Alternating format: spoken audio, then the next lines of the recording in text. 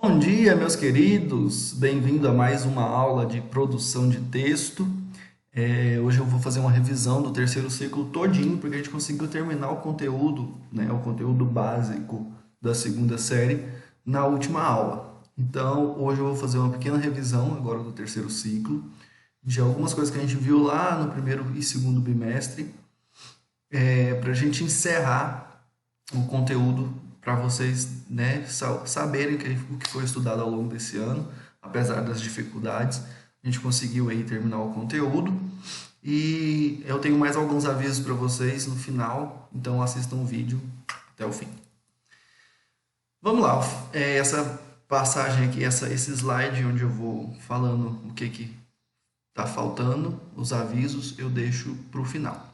Vamos falar então dos poemas, só fazendo um apanhadão geral.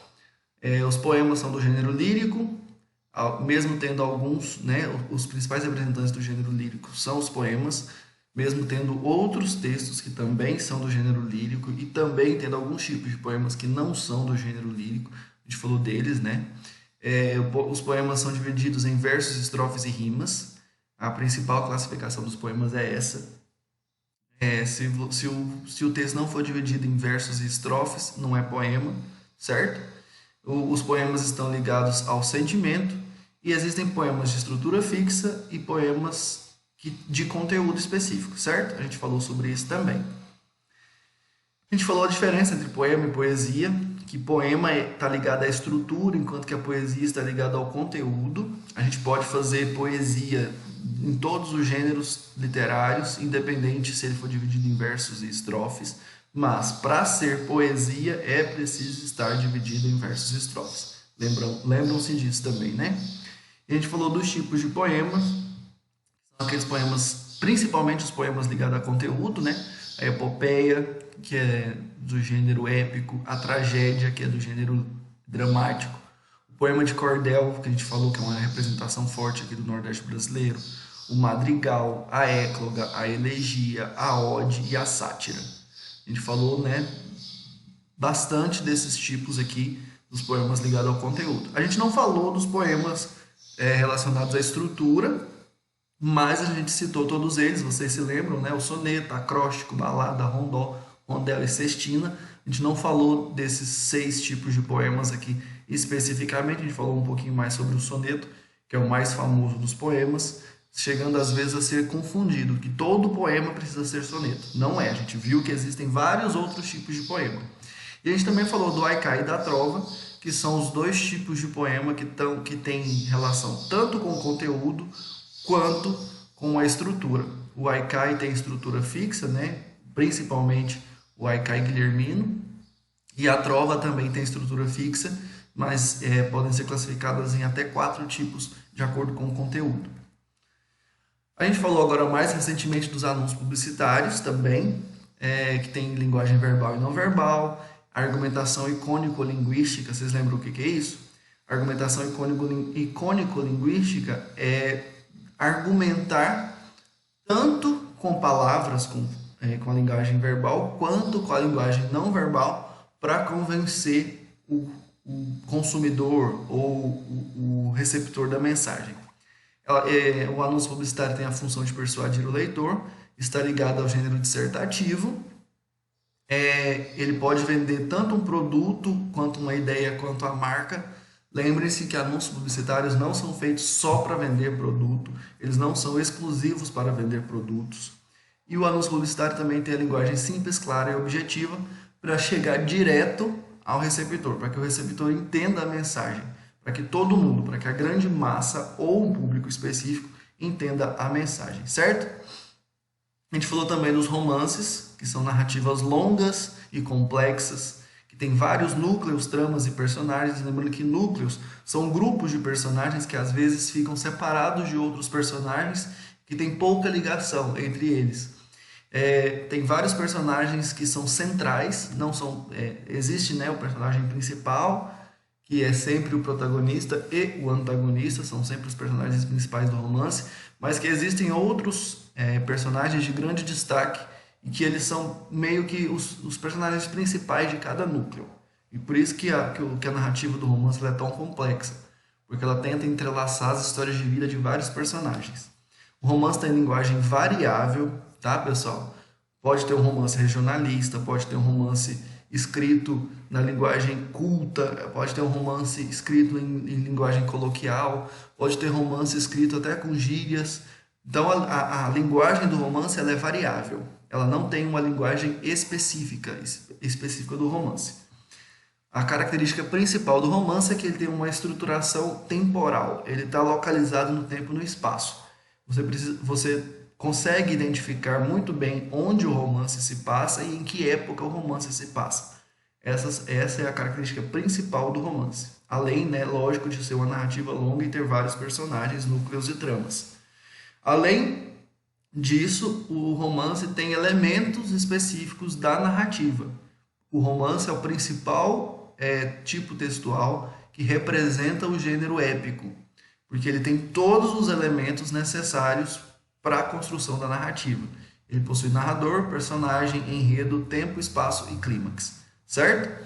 O romance é diferente do conto, que a gente também falou, né, nesse ano, que o conto tem conflito, o romance tem clímax, certo?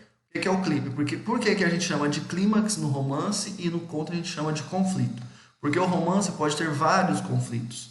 Podem ter, como eu falei para vocês, como tem vários núcleos, várias tramas e vários personagens, tem um conflito para cada grupo de personagens, ou para cada personagem secundário importante.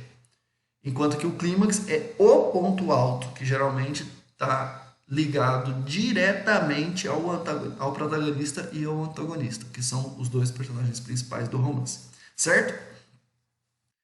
A gente falou também dos tipos de romance, que eles têm 8 classificações, 4 pela abordagem e 4 pelo período ou escola literária. Lembrando que você pode ter um romance urbano e romântico ao mesmo tempo, um romance regionalista e naturalista ao mesmo tempo, mas a gente nunca consegue classificar o romance dentro do mesmo grupo, né? Dentro do mesmo, por exemplo, a gente não consegue ter um romance urbano e regionalista ao mesmo tempo, nem um romance indianista e histórico ao mesmo tempo. Essas 4 classificações, elas são específicas, né? E possuem características específicas em cada uma delas e elas não se misturam. A mesma coisa quanto ao período ou a escola literária. Porque como ele foi escrito dentro daquele período, ele com certeza só pode ser classificado naquele tipo. Mas dentro de grupos diferentes, pela abordagem ou pela escola literária, você pode ter sim um romance indianista e modernista ao mesmo tempo, certo? Os tipos de romance pela abordagem são urbano, regionalista, indianista e histórico. Qual que é a diferença entre eles? O urbano se passa na cidade, o regionalista se passa mais no interior, na área rural, o indianista está ligado diretamente à cultura indígena e o histórico possui elementos que você consegue ligar com a realidade, com algo que aconteceu realmente na história do Brasil ou na história mundial, certo? Classificação pelo período escola literária, o romance romântico, porque foi escrito durante o romantismo, o romance realista, porque foi escrito durante o realismo, o romance naturalista, porque foi escrito dentro do naturalismo, e o romance modernista, porque foi escrito dentro do modernismo. Então, como eu disse, você consegue classificar até em 2 tipos, né? Desde que sejam de grupos diferentes, de abordagens diferentes. Depois, agora, a última matéria que a gente estudou foi charge, cartoon, quadrinhos e caricatura. E aí eu coloquei para vocês aqui nesse slide as diferenças, né, de cada um deles. A charge, ela tem a linguagem verbal e não... Todos, né, têm linguagem verbal e não verbal. A charge, ela é efêmera, ou seja, ela tem prazo de validade. Você só consegue entender se você conviver naquele espaço temporal ou conhecer a notícia ou conhecer os acontecimentos históricos por trás da charge. Geralmente elas são bem atuais. Reflete o posicionamento editorial do veículo. Se você encontra uma charge numa revista, no jornal ou num blog, aquela charge vai refletir a ideia do blog, do jornal ou da revista, não necessariamente do autor da charge. Pode estar contextualizado com algum acontecimento atual. Foi o que eu falei.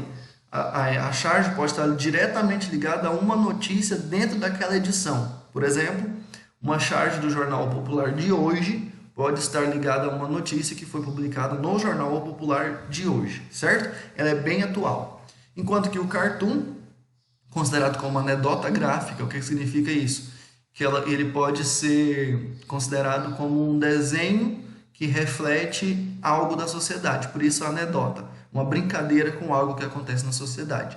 Ele também tem linguagem verbal e não verbal, ele tem a intenção discursiva, ou seja, ele tenta convencer alguém de alguma coisa. Pode até utilizar argumentos, fatos que aconteceram na verdade, para poder dissuadir ali o leitor. Ele satiriza costumes, ele brinca com as coisas que a gente faz no dia a dia. Agora, ele é atemporal e universal. Independente da linguagem do cartoon, se você lê ele hoje, você leu um cartoon que foi publicado na década de 80, lá nos Estados Unidos, hoje você consegue entender sobre o que aquele cartoon se trata, desde que você entenda o inglês ou que o cartoon tenha sido traduzido para o português. E ele não se preocupa com contexto específico. Ele não está localizado no hoje, ele não está localizado no tempo, nos acontecimentos de hoje. Ele pode estar ligado a algo que aconteceu na história muitos anos atrás ou algo que se repete na história ao longo de muitos anos. E os quadrinhos, que são narrativas gráficas. O que quer dizer isso? Enquanto a charge e o cartoon são do gênero dissertativo, o quadrinho é do gênero narrativo. Ele conta uma história, ele tem uma sequência temporal, ele está localizado no tempo e no espaço. As características da narrativa. Ele também tem linguagem verbal e não verbal e pode vir em revistas ou tirinhas. Por isso que a gente não faz separação de tirinhas e quadrinhos. Por quê? Tirinhas são quadrinhos menores, certo? Aí todos os quadrinhos vêm em revistas específicas, né? Uma revista cheia de quadrinhos, ou em tirinhas de jornal, que são, né, pequenos trechos que pode ter 3, 4 ou 5 quadrinhos apenas. E ele possui universos próprios. O que quer dizer isso? Para você entender os quadrinhos da Marvel, você precisa conhecer os quadrinhos da Marvel.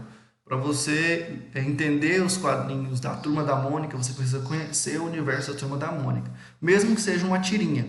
Por exemplo, quando aparece no jornal uma tirinha satirizando o Chico Bento, que dorme demais, que é um cartoon, que está satirizando uma pessoa preguiçosa que existe ao longo do tempo e do espaço. No universo inteiro existe gente preguiçosa. Então, é uma tirinha, mas que também é um cartoon, porque está satirizando um costume. Mas você precisa saber que o Chico Bento é preguiçoso.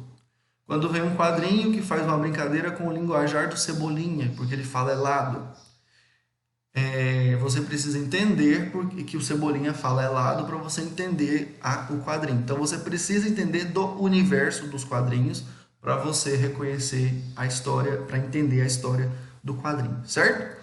E por último, a gente falou da caricatura, que eu coloquei ela separada das outras três, porque ela definitivamente não tem ligação direta com nenhuma delas.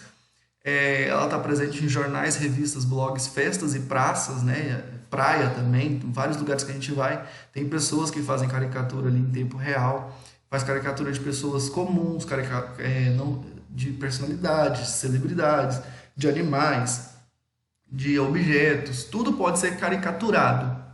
A caricatura, ela serve para enfatizar e exagerar características marcantes de pessoas, animais e objetos, certo? São retratos bem-humorados, cômicos ou irônicos. Existem casos, como eu já falei para vocês quando eu estava explicando sobre caricaturas, de pessoas que se sentiram ofendidas por aparecer de alguma forma na caricatura e chegaram a processar o caricaturista. Pessoal, a caricatura é exatamente para isso. Não é para gozar da cara da pessoa, não é para humilhar a pessoa, mas é para enfatizar as coisas que se destacam na pessoa. É para mostrar, para dar ênfase em algo que é marcante na pessoa. Pode ser uma característica física, pode ser uma forma de falar, uma forma de se vestir. Então, aquilo que se destaca na pessoa é o que vai ser representado na caricatura. Agora vamos para os avisos. Espero que vocês tenham ficado até o final do vídeo. O primeiro deles é que falta uma atividade de portfólio para vocês das segundas séries e que eu vou deixar elas hoje para vocês lá no GR8 para serem feitas no GR8 mesmo, tá bom? E os outros avisos são aqueles que estavam lá no começo, que eu falei para vocês que eu ia voltar neles, inclusive já estou voltando aqui, para mostrar que o final do ano está chegando, certo? Para aqueles que estão com todas as atividades em dia, vocês precisam terminar só essa que eu vou passar hoje e em produção de texto, se não tiver que fazer segunda chamada, se não ficou de recuperação, não vai ter mais nenhuma atividade agora para frente. Hoje é a última. Mas não é a última aula de produção de texto. Semana que vem eu vou dar uma revisão, né, para quem for fazer a segunda chamada do simulado, e na semana seguinte já começa a recuperação. E a gente já tem atividade de recuperação preparada, né, para quem ficar de recuperação já daqui a 15 dias. Eu falei do portfólio. O portfólio é sobre essa revisão que a gente fez hoje, tá bom? De poemas, romances, anúncio publicitário, charge, cartoon, tirinha e caricatura. Então, esse conteúdo é o que vai estar na atividade de portfólio de vocês. E lá na frente, quando quem ficar de recuperação, né, depois da segunda chamada do simulado de redação,